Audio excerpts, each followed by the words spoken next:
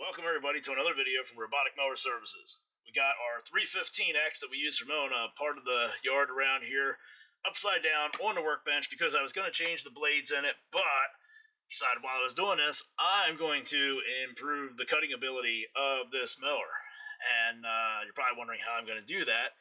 You're probably thinking, well, he's going to use that kit that they sell with the bigger cutting disc and a smaller skid plate.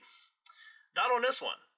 But talking about that, as you can see, this one has a larger skid plate, smaller cutting disc, that's the standard setup, and there's hardly anything of the blade sticking out past the skid plate. So yes, with our improved cutting disc, 3-blade cutting disc for the 300 series mowers, your 310, 315, 315X, it does have a larger cutting disc, smaller skid plate. You do get more of the blade exposed. It does make a big difference in the way these mowers cut. Again, that's not what I'm going to use on here. I'm going to use something different on this one, and I will show you the different thing that I'm going to do in just a minute. First, I'm going to take you through the steps for anybody that doesn't know how to remove this skid plate, the bearing assembly underneath here, and the cutting disc. It's real simple. 3 screws right here in the cap. You need a T20 Torx bit screwdriver. Notice I said screwdriver, not impact, not drill. You want to use hand tools for this because these screws go into plastic components, so you can easily distort the threads in the plastic parts and shorten the life expectancy of those parts just because the threads are screwed up. You know, those couple seconds of that you're going to save by squeezing the trigger on an impact aren't worth the cost and the parts that you're going to have to replace when you distort the threads because you're in a hurry and wanted to use power tools. So you remove the screws, remove the cover, skid plate comes off with that, and underneath here you have another screw. It takes a 4mm Allen wrench, and you'll hold the cutting disc. It's always better to remove the blades if you're afraid it's going to slip, that way you're going to cut yourself, but you hold the cutting disc, and then you crack that loose, which it turns just standard. It's not reverse thread or anything, it's just counterclockwise to loosen it. And you take that screw out. Then you have your bearing hub assembly here.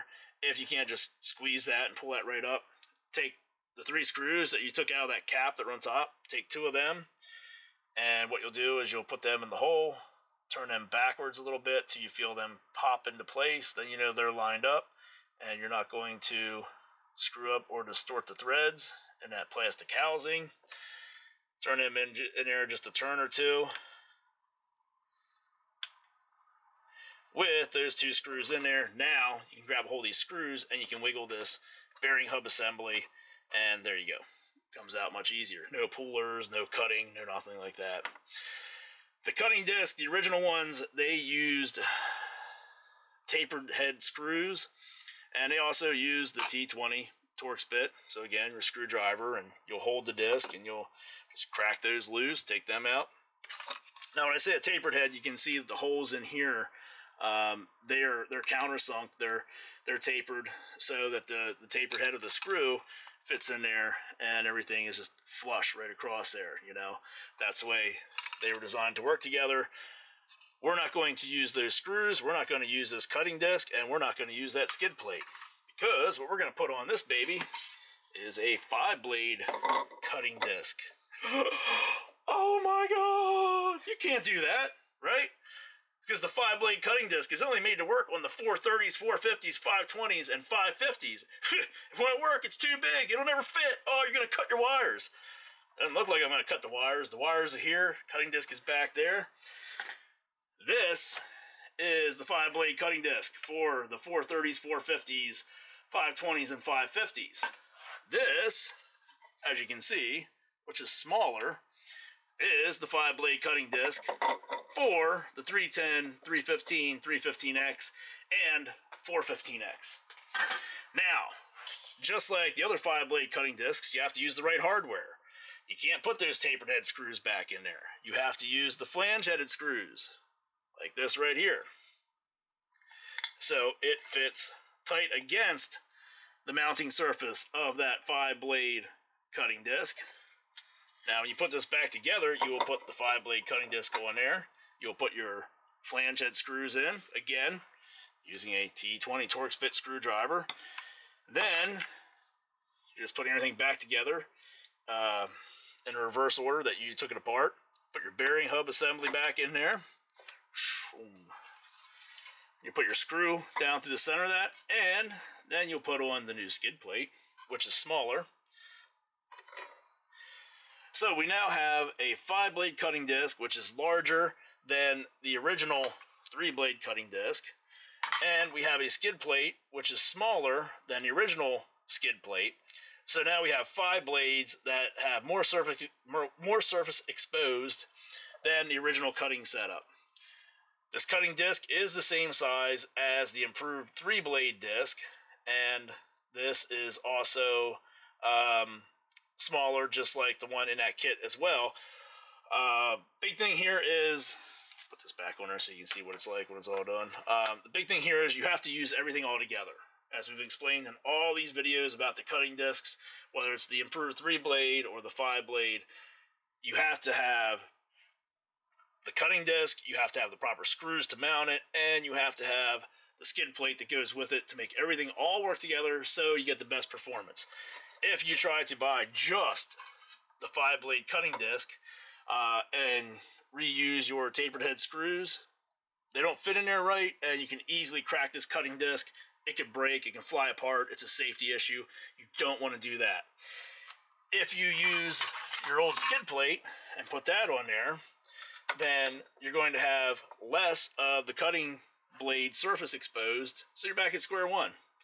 So the best way to do this is to order the kit with all the components needed to make it work properly, to get a better performance from your cutting system. And the kit for the 310, 315, 315X, and 415X Automowers, if you want to put the 5-blade disc on there, is right here. Part number RMS space 305BK. And where can you get that kit? www.roboticmowerservices.com. If you have any questions which weren't already answered in this video, you can send them to info@roboticmowerservices.com. It's real simple. Again, the part number, RMS space 305BK. That is for the 5-blade cutting disc kit. Your cutting disc, the screws to mount it properly, and the improved skid plate, all in one simple kit. Make this easy to do. Available at www.roboticmowerservices.com. It's as easy as that. So that's going to do it for this video here. Just wanted to share this with you guys, let you know this is available. Very simple. You just saw the whole process there. You don't have to go to a dealer. You can easily swap this out, put this on yourself. Real simple to do. A couple minutes to make that happen. But again, the important part is making sure to use all the proper pieces together to get the best performance out of it. And the best way to do that is by ordering our kit. RMS space 305BK from www.roboticmowerservices.com.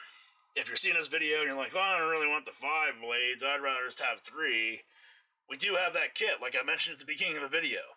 Now, if you scroll down on this video here to where you have a description for the video, you will find a direct link to go to this kit. We also put a direct link in there to go to the 3-blade kit if anybody wants it. So, that's going to do it for this video. You see how to contact us. www.roboticmowerservices.com is the website. info@roboticmowerservices.com is the email address. Be sure to subscribe to this channel, and thanks for watching.